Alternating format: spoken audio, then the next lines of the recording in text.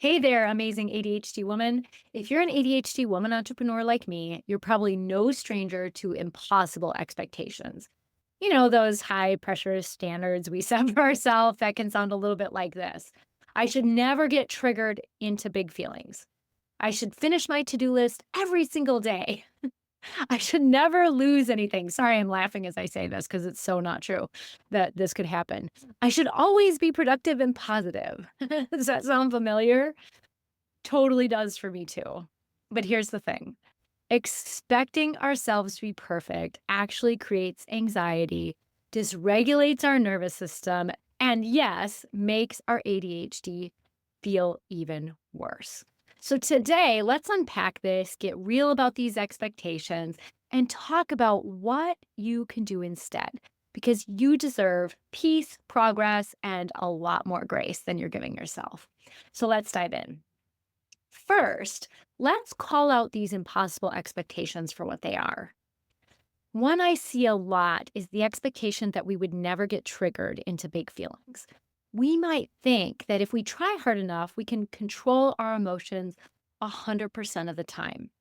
But our ADHD brains are wired for strong emotions. In fact, our brains are wired, we pick up all kinds of stimuli way more than a non ADHD brain, so that we're going to pick up on stuff that other people don't even notice.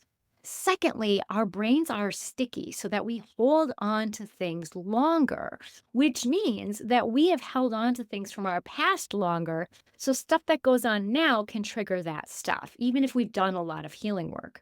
This can still happen. Expecting to never get triggered isn't just unrealistic, it's actually self shaming and can be this negative cycle you can get yourself into. Another one I see a lot is the expectation that you're going to complete every task every day or be super productive every single day. So, how many times have you looked at your to do list and thought, if I was just more focused, I could get all this done? That's fair, right? A lot of us, if we were more focused, we could get all this done. But our executive function challenges make this tough. Productivity isn't linear and every day is different. So what that means is some days your energy, your ADHD is going to be set up in a way that you're more able to get stuff done, that you are more productive, you're able to focus and you feel more motivated. And then you're going to have some days where you're just like, nah, I'll be lucky if I get one thing done.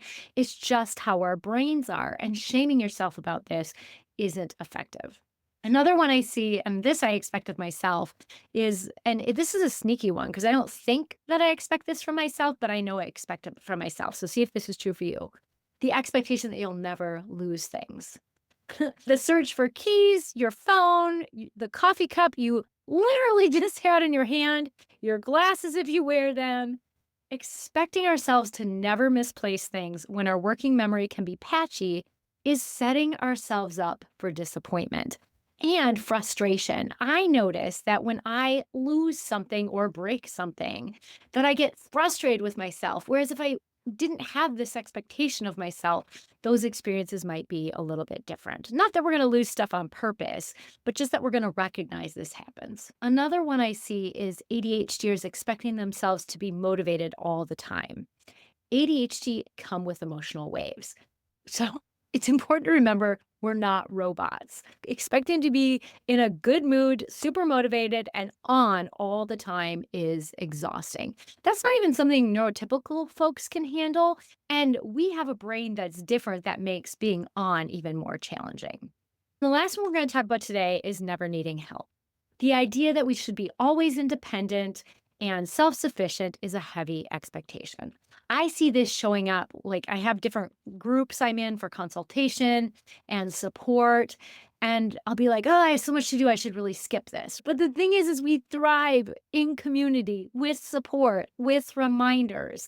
I was reminded of that today in one of these groups that I'm in with people who do online business. And it's so crucial because as we bounce off of other people, we get ideas for being even more efficient or doing things more effectively. And we feel like we're not all alone out there.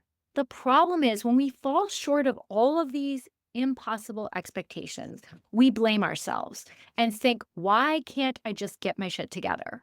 That self blame is a huge trigger for both anxiety and a dysregulated nervous system.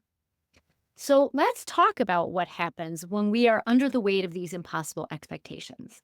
Number one, perfectionism sets in, or maybe sets up camp if it's already there.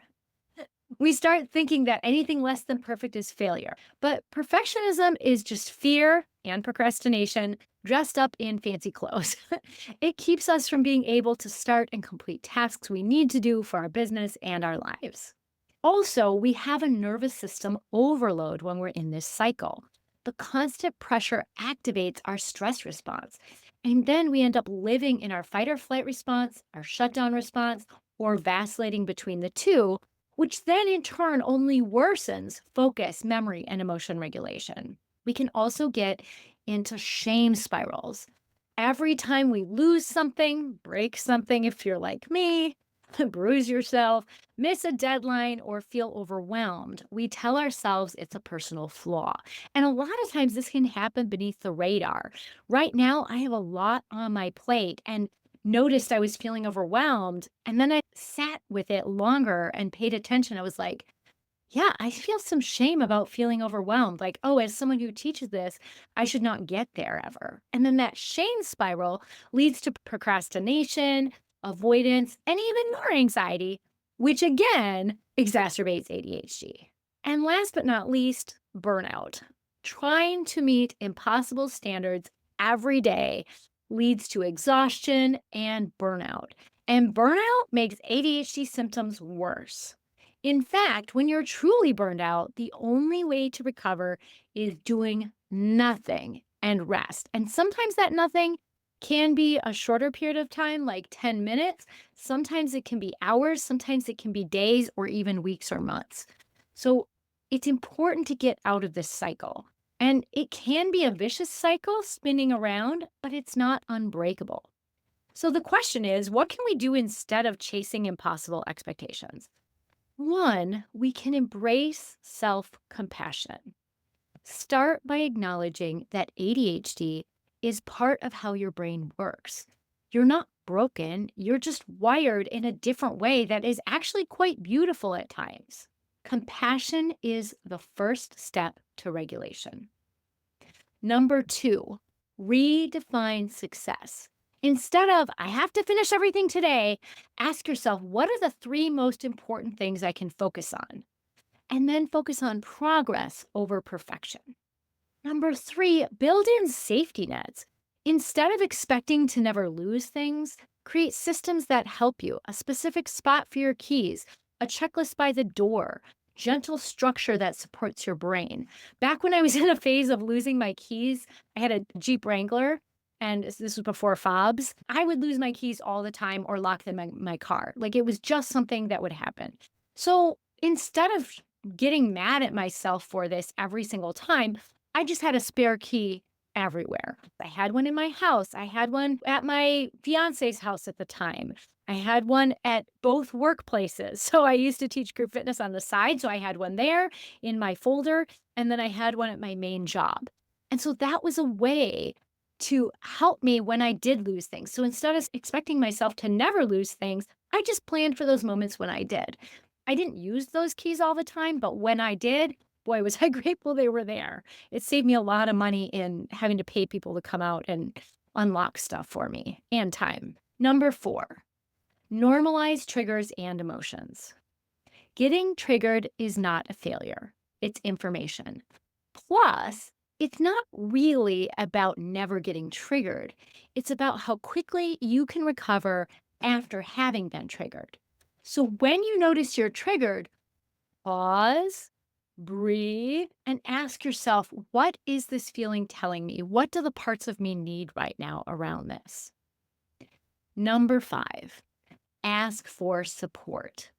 It's not only okay to ask for help, it's necessary, whether that's an accountability partner, a coach, using reminder apps, or just texting a friend when you're stuck. You deserve support. Number six, celebrate your small wins. Did you remember your keys today? Great, celebrate that. Did you complete one thing on your to do list? Celebrate that. These small celebrations reinforce positive momentum. I personally have a daily wins journal that I have, and every day write down wins in my journal. But you got to believe in my task app, I have a reminder to do it so that I actually remember. I also keep the journal on my couch next to where I sit down at night, but even with that, sometimes I'll ignore it because it's been there a while. So find a way to celebrate those small wins. Last but not least, regulate your nervous system every single day. Things like grounding, slow breathing, and movement can help regulate your nervous system. The more regulated we are, the easier it is going to be to face all of the day's challenges, including how your ADHD shows up. Remember, progress isn't about being perfect. In fact, if you aim for perfectionism, you're probably never going to get anything done. Instead, it's about being persistent, kind to yourself, and celebrating every step forward. So the next time you catch yourself stuck in impossible expectations, pause, breathe, and ask, is this expectation kind? Is it realistic? And remind yourself that you are doing your best and your best is enough. And one of the things, as I say that, I know some people are going to be like, oh, I don't know that I'm doing my best. I suspect you are doing your best given that you have ADHD and how your ADHD can be variable from day to day. So give yourself a break. If this video resonated with you, drop a comment and share one expectation you are letting go of today. Let's cheer each other on. And if you found this helpful, hit that like button and subscribe for more ADHD friendly content. Be kind to your brilliant, creative, and wonderfully imperfect self. Sending you tons of positive energy.